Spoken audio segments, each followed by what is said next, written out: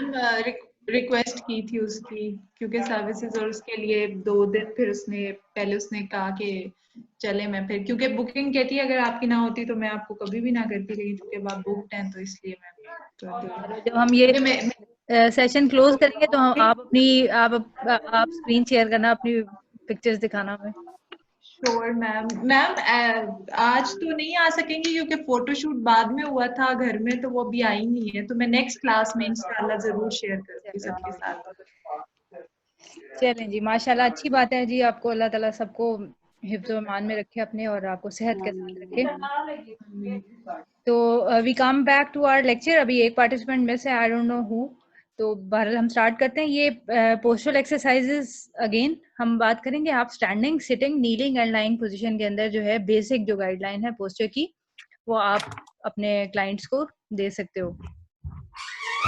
Next is neuromotor component of exercise. So neuromotor component क्योंकि deficit हो जाता है, बैलेंस और कोऑर्डिनेशन कॉम्प्रोमाइज हो जाते हैं, तो इसलिए इसके ऊपर भी आप एक 5 to 10 मिनट का सेशन जो है वो रख सकते हो। और उसके बेसिक प्रिंसिपल्स क्या होते हैं, जब भी आपने न्यूरोमोटर ट्रेनिंग करनी है, बैलेंस कोऑर्डिनेशन को इम्प्रूव करना है, प्रोप्रियोसेप्शन को इम्प्रूव करना है, तो कुछ बेसिक रूल्स हैं कि आप वही exercises with narrow down base of support के साथ आप करवा सकते हो, तो उससे आप बैलेंस को एक चैलेंज दे सकते हो। और displacing the centre of mass to the limit of tolerance, ये भी एक टिप है to get a challenge in neuromotor activity. और रिमूविंग और minimising contributions of visual, vestibular और प्रोप्रियोसेप्टिव पाथवेज टू बैलेंस। ये करानी कैसे है, कंप्लीट गाइडलाइन आपको अपेंडिक्स के अंदर मिल जाएंगी कि कौन कौन सी एक्सरसाइजेज जो हैं वो बैलेंस के लिए हैं, कोऑर्डिनेशन के लिए हैं। नेक्स्ट कंपोनेंट जो आप अपने एंटीनेटल सेशन में डाल सकते हो, दैट इज फ्लेक्सिबिलिटी। अब इसके ऊपर हमने पहले भी बात की थी ना कि फ्लेक्सिबिलिटी तो बॉडी की ऑलरेडी बढ़ गई है ना प्रेगनेंसी हार्मोन्स की वजह से। सो फिर क्या करना चाहिए, अगर आप फ्लेक्सिबिलिटी कर रहे हो तो it can be dangerous, it can lead to excessive stretching. But again जो बात एविडेंस की है, इट इज अनफाउंडेड, तो बहुत सारी चीजें मिथ्स हैं।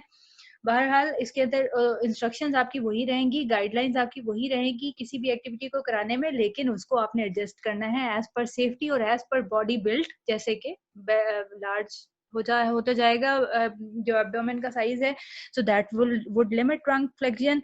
सो position should be recommended as per body, and large weight load in standing position, kneeling, sitting and lying position. So all it ये जो posture guidelines है वो different होंगी. So you have to limit the stretching of the abdominal muscle, ये जरूरी है। और this is how you can do it for by proper selection of exercise position. तो फ्लेक्सिबिलिटी के लिए भी आपको पोजीशंस ठीक रखनी है, आपको लिमिट्स का पता होना चाहिए, आपको सेफ्टी का पता होना चाहिए, लेकिन ये है कि in general you can go for flexibility exercises like this. जैसे आप देख रहे हो इसके अंदर आप जो है, अगर आप इस पोजीशन में बताओ तो कौन से मसल्स आपके स्ट्रेच हो रहे हैं पहली बारी में?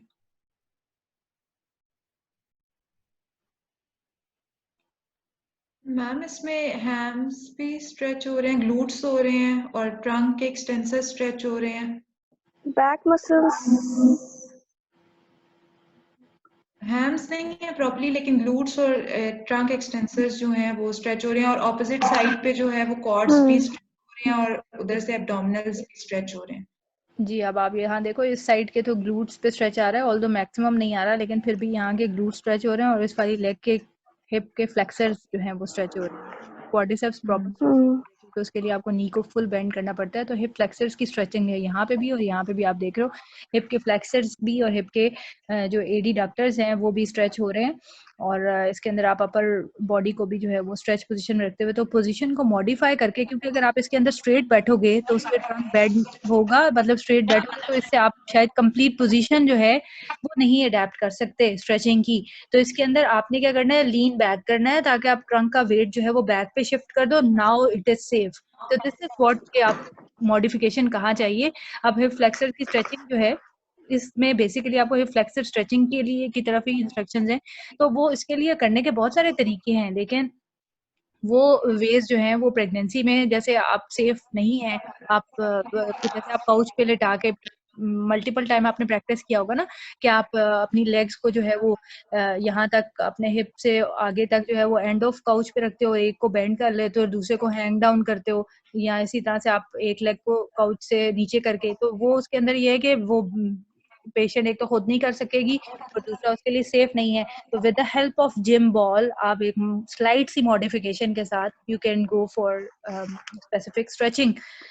फिर during pregnancy it is worth paying special attention to the stretching, specially इन मसल्स को चाहिए ज्यादा स्ट्रेचिंग, जो कि फिर लेबर में हेल्प करेंगे ना, नेचुरल बर्थ में हेल्प करेंगे। Hip flexors, hip adductors, and then hamstrings and hip adductors. In the why these two muscles need attention, because in the prevention of piriformis syndrome, जो कि आपके lower quadrant syndrome, maternal lower quadrant syndrome के अंदर piriformis syndrome काफी important है।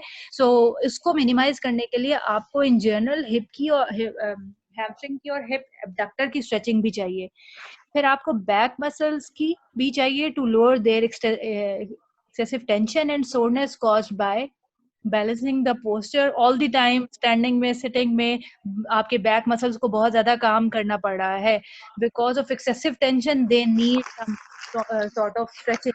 तो अगर आप इमेजिन करोगे जो सिट एंड रीच टेस्ट है, जिसके अंदर आपका सारा ट्रंक जो है वो स्ट्रेच होता है फॉरवर्ड जब आप लेकर आते हो, तो उस पोजीशन के अंदर you can stretch your trunk muscles, because वो हर वक्त टेंशन में होते हैं क्योंकि मास इंक्रीज हो रहा है एब्डोमेन का। As well as the muscles of the chest and interior shoulder girdle, because breast का साइज जो है वो बढ़ रहा है और उसकी वजह से फॉरवर्ड जो है वो प्रोट्रूड हो रहे हैं शोल्डर्स, तो उसके लिए आपको फिर आपके पैक्स की स्ट्रेचिंग भी चाहिए। तो इन स्पेसिफिक मसल्स की स्ट्रेचिंग तो आप जरूर अपने वार्म अप में भी शामिल करोगे, कूल डाउन में भी डाल सकते हो, और इसके अलावा आप स्पेशली भी फ्लेक्सिबिलिटी, अगर किसी की फ्लेक्सिबिलिटी ज्यादा कॉम्प्रोमाइज है तो आप उसको एक पूरे सेशन के अंदर 5 से 10 मिनट इसमें भी इन्वॉल्व कर सकते